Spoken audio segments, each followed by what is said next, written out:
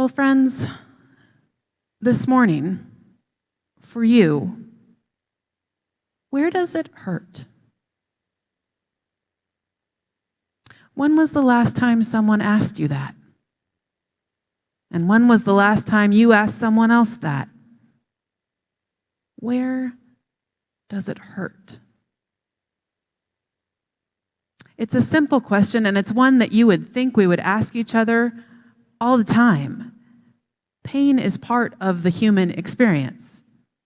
It's not a question of if we feel pain, but where. Because we all hurt. We all experience pain, probably almost 100% of the time, some form of pain.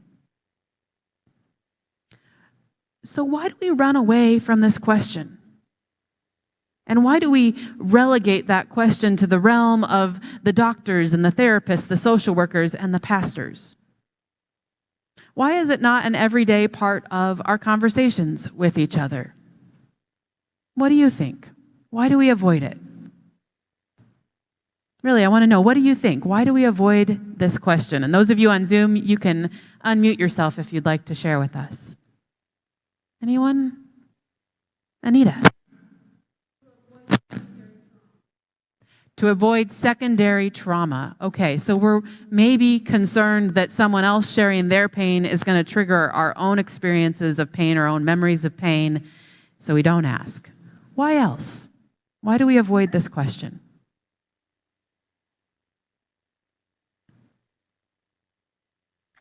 Because we don't know what we would do about it. Thanks, Noelle. Because we don't know what we would do about it. We'd feel a need to fix it. So we don't want to listen to someone else's pain. What else? What else keeps We accept it as a way of life, something natural. We don't expect anything to change. Okay. So we just think of pain as a way of life. We don't think anything's going to change, so why bother talking about it, right? Sure. And Jean, do you want to pull down ST3? Our Zoom folks are really loud this morning. All right, what else? Why do we avoid this question? Why don't we ask each other more often, where does it hurt?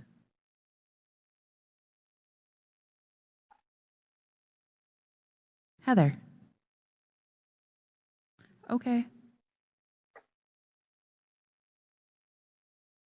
so Heather, who I've gotten to know over the last week, and it's been so good to get to know you, she was sharing with all of us that sometimes we're just afraid to ask. Sometimes it's just uncomfortable or feels unnatural because we don't do it very often. We're not practiced at it. We're not sure how the other person's going to respond, if we'll be met with anger or if we'll be met with openness. Sure. Anyone else? Jane. Yep.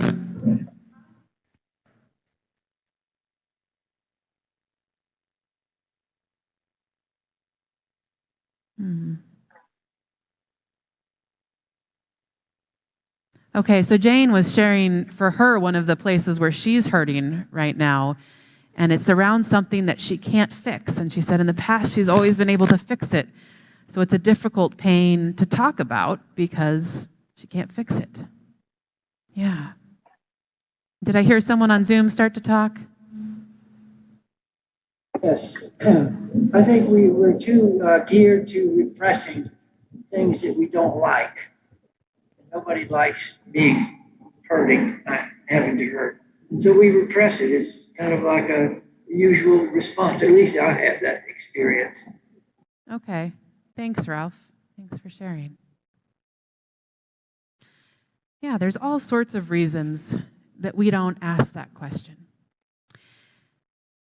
Well, Eli, the high priest in our story, he does what many of us do when we encounter another person's pain. He's sitting there in the temple when Hannah comes in and starts to pray, and he sees the outward symptoms of Hannah's pain, and he jumps right to judgment, thinking that he knows what's going on with her instead of being curious and asking. He actually gets mad at her, right? Because he thinks that she's come to church, she's come to the temple drunk. Why are you in the house of God drunk, right? You see, Hannah's pain was so potent and so consuming, so chronic, that her whole body was engaged in this prayer. I imagine rocking or swaying as she prays and she weeps. And the pain is so searing, the wound that she's carrying so raw and so broken open, that even as she prays silently, her lips are moving. Because her whole body, like I said, is engaged in this prayer. So she's mouthing out the words, she's carrying them on her breath like a wounded sigh, like this labored exhale to God. Any of you who have experienced infertility or the loss of a child, you know that kind of whole being, desperate, aching hurt. You know it in a painfully intimate way. And many others of you have had other painful experiences that are equally whole body consuming painful experiences. So that's what's going on with Hannah. But Eli just sits there with no curiosity about what's going on, about what could be at the root of this unusual behavior, and he just starts judging based on what he sees. Back in 2016, NPR's Krista Tippett, for her show On Being, she interviewed civil rights legend Ruby Sales. She was asking Ruby Sales, where does your spark come from for your work? And asking her how she developed the faith that she has that inspires and strengthens her for that work. And in response, Sales takes us into this story from earlier in her life.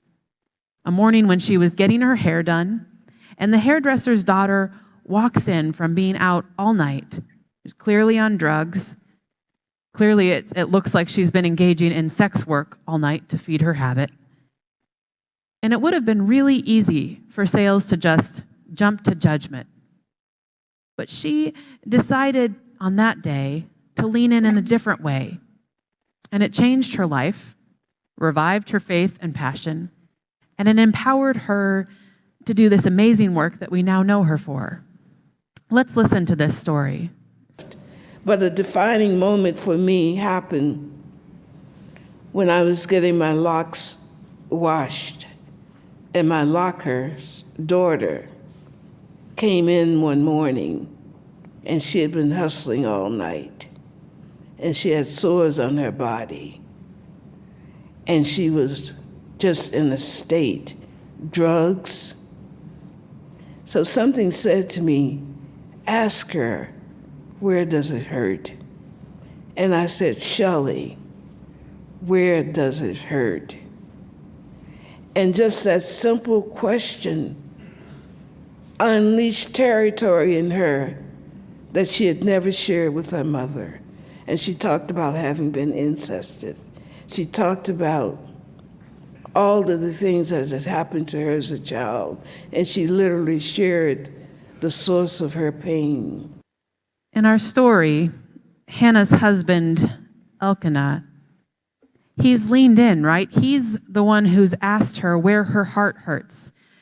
But for some reason, she's not ready, or he's not the person that she can open up to about that. Sometimes sharing with the people closest to us is really hard. So she goes to the temple and she wants to tell God about it. But the priest there, Eli, he misses the mark, right? He doesn't lean in with that curiosity. He doesn't ask that question, where does it hurt? Instead, he just judges the outward appearances. And so rather than being able to very gently open up and be vulnerable and share about her pain in a safe environment and a sanctuary, instead, Hannah has to sort of defensively spew out, I'm not drunk, I'm in immense pain. She has to do this just to ward off Eli's judgment. And so it's this complicated, anxious, distressing interaction between Eli and Hannah. The invitation for her to share comes out in a really awful way, and then the actual sharing of her pain doesn't happen in the most life-giving way. And so it's this difficult moment between her and Eli the priest. It's messy, just as it often is in our own lives when we attempt to share our own pain or when we want to receive someone else's. But the story starts to redeem itself from there. Once Hannah's pain is finally out there, Eli receives it and holds it with her. He doesn't try to fix it. He doesn't doubt it or question its legitimacy. He doesn't shame her or blame her for her own pain. He just holds it with her.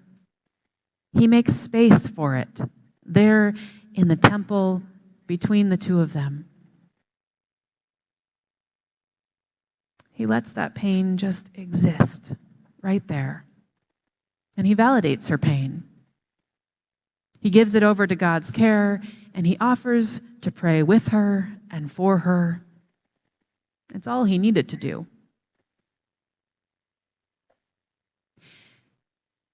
You know, the symptoms of each of our pain, especially the pain that we're experiencing, many of us, as a result of this pandemic, those symptoms are showing up all over the place. We're edgy with each other. We're overreacting. We're emotional. Our threshold for anger and tears is way lower than it usually is. Some of us are also engaged in some self-destructive behaviors right now as we try to cope. We're giving in to old addictions again. We're trying to bury our pain by overworking. We're not eating well or exercising enough. We're mismanaging our money. We're pushing away our loved ones. We're shutting out our friends. We're binge watching TV. And while all of this is happening, we're looking at each other, right? We're judging each other. Why are they being such a jerk? Why are they so lazy? Why aren't they taking better care of themselves? Why do they keep making such bad decisions? Why are they pushing away the people who are trying to help them? Why are they dropping so many balls and suddenly so irritable and unreliable?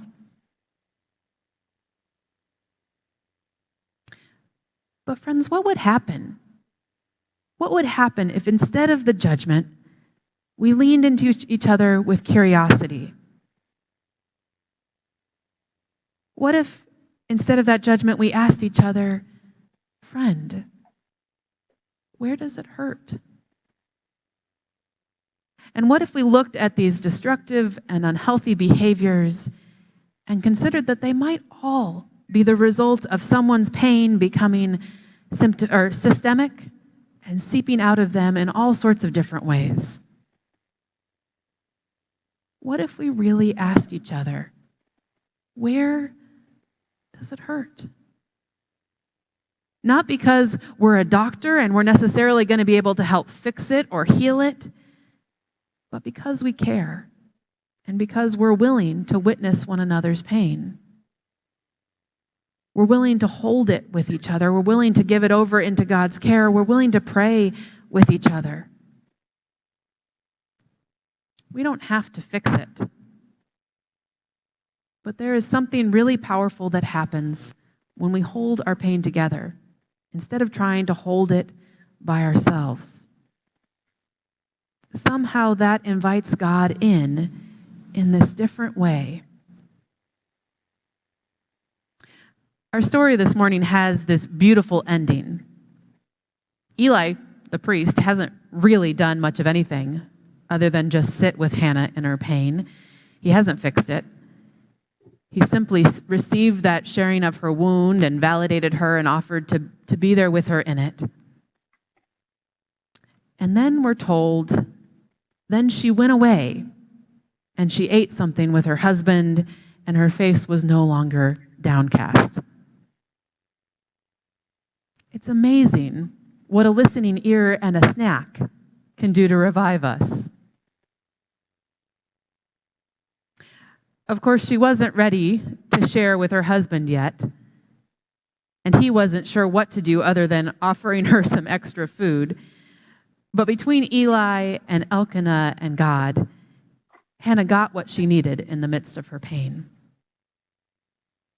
Thanks be to God, our pain can be shared. It can be held together. Thanks be to God. Amen.